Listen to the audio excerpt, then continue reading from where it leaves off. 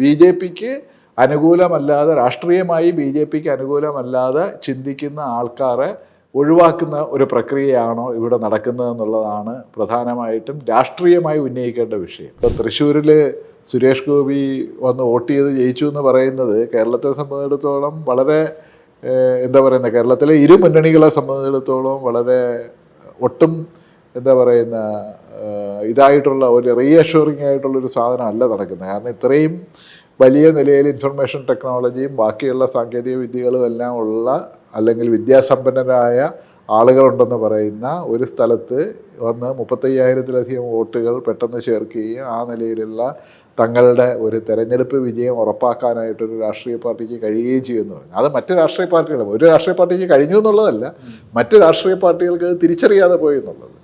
അവിടെയാണ് ഈ പറയുന്ന നിലയിലുള്ള അങ്ങനെ ഒരു അനുഭവം അവരുടെ മുന്നിലുണ്ട്. അല്ലെങ്കിൽ അവർ പറയുന്നത് തെറ്റാണ്, വ്യാജമായ ഒരു ആരോപണമാണ്. ഈ രണ്ടിലേതെങ്കിലും ഒന്നേ നടക്കുകയുള്ളൂ. ഒരേ സ്ഥലത്ത് നിങ്ങൾ ഇദ്ദേഹം വ്യാജമായ വോട്ടും അല്ലെങ്കിൽ ആ നിലയിലുള്ള ഇതിലൂടെയാണ് ബി.ജെ.പി. തൃശ്ശൂർ വിജയം കൈവരിച്ചതെന്ന് പറയുന്നു. അങ്ങനെയാണെന്നുണ്ടെങ്കിൽ മറ്റ് ഇതേ ഒരു പ്രോസസ്സ് നടക്കുമ്പോഴത്തേക്ക് അത്രയും കൂടുതൽ ജാഗ്രത പുലർത്തേണ്ട ഉത്തരവാദിത്വം ഈ രാഷ്ട്രീയ പാർട്ടികൾക്കെല്ലാം ഉണ്ട്. കോൺഗ്രസ്സിന് മാത്രമല്ല, CPM-നും CPI-ക്കും ബാക്കിയുള്ള എല്ലാ രാഷ്ട്രീയ പാർട്ടികൾക്കും ആ ഉത്തരവാദിത്വം ഉണ്ട്.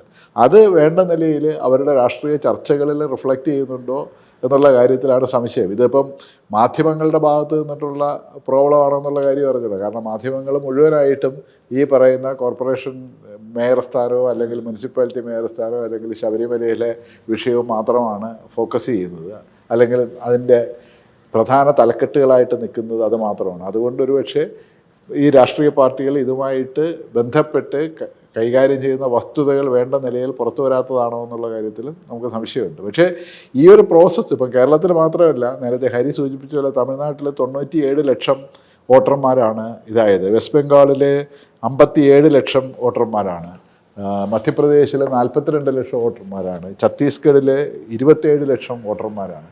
അപ്പോൾ ഏതാണ്ട് 3.5 കോടി ജനങ്ങൾ ഒരു സുപ്രഭാതത്തിൽ വോട്ടേഴ്സ് ലിസ്റ്റിൽ നിന്ന് പുറത്താവുകയും പിന്നെ അവരുടെ ഉത്തരവാദിത്തമാണ് ഈ വോട്ടേഴ്സ് ലിസ്റ്റിൽ എന്തുകൊണ്ട് അവർ പുറത്തായെന്നുള്ളത് കണ്ടെത്തുകയും അതനുസരിച്ചിട്ട് പോയിട്ട് ഈ ഫോം കൊടുത്ത് നമ്മളെ ലിസ്റ്റിൽ ഉൾപ്പെടുത്തുകയും ചെയ്യുന്നൊരു പ്രോസസ്സ്.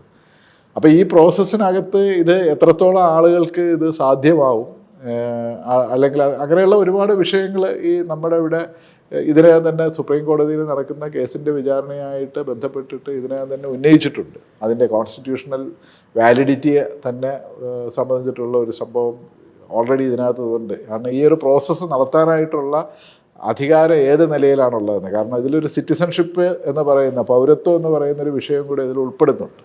അത് ഡയറക്റ്റ് അല്ലെങ്കിലും പരോക്ഷമായിട്ട് അതാണ് ഇതിലൂടെ നടക്കുന്നതെന്ന് പറഞ്ഞിട്ടുള്ള വലിയൊരു ആർഗ്യുമെൻ്റാണ് സുപ്രീം കോടതിയുടെ മുമ്പിൽ ഇരിക്കുന്നത്. എന്നെ സംബന്ധിച്ചിടത്തോളം ഞാൻ നോക്കുന്നത് ബി.ജെ.പി.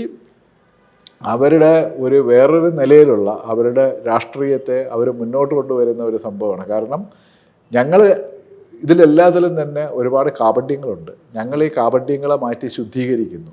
ഈ ശുദ്ധീകരിക്കുന്നതിന് എതിരായിട്ട് ഈ കാപട്യത്തിൻ്റെ ഗുണഭോക്താക്കളായ ആളുകൾ ഈ ശുദ്ധീകരണ പ്രക്രിയയെ തടസ്സപ്പെടുത്തുന്നു എന്നുള്ളൊരു നറേറ്റീവാണ് ബി.ജെ.പി.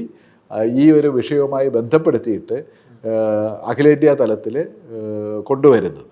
അപ്പോൾ ഈ ശുദ്ധീകരണം എന്ന് പറയുന്നത് ആരെയാണ് ശുദ്ധീകരിക്കുക എന്നുള്ളതാണ് കൗണ്ടറായിട്ട് ചോദിക്കേണ്ടത്. ശുദ്ധീകരണ പ്രക്രിയ എന്ന് പറയുന്നത് അത്രത്തോളം നിഷ്കളങ്കമായ ഒരു ശുദ്ധീകരണ പ്രക്രിയയാണോ നടക്കുന്നത്, അതോ ബി.ജെ.പിക്ക് അനുകൂലമല്ലാതെ, രാഷ്ട്രീയമായി ബി.ജെ.പിക്ക് അനുകൂലമല്ലാതെ ചിന്തിക്കുന്ന ആൾക്കാരെ ഒഴിവാക്കുന്ന ഒരു പ്രക്രിയയാണോ ഇവിടെ നടക്കുന്നതെന്നുള്ളതാണ് പ്രധാനമായിട്ടും രാഷ്ട്രീയമായി ഉന്നയിക്കേണ്ട വിഷയം. ആ നിലയിൽ അത് ഉന്നയിക്കപ്പെടുന്നുണ്ടോ എന്നുള്ളതാണ് ഏറ്റവും നിർണായകമായ ചോദ്യം. എനിക്ക് തോന്നുന്ന വരും ദിവസങ്ങളിൽ അത് വളരെ കൂടുതൽ ഗൗരവമായ തരത്തിൽ ഉന്നയിക്കപ്പെടാനാണ് സാധ്യത.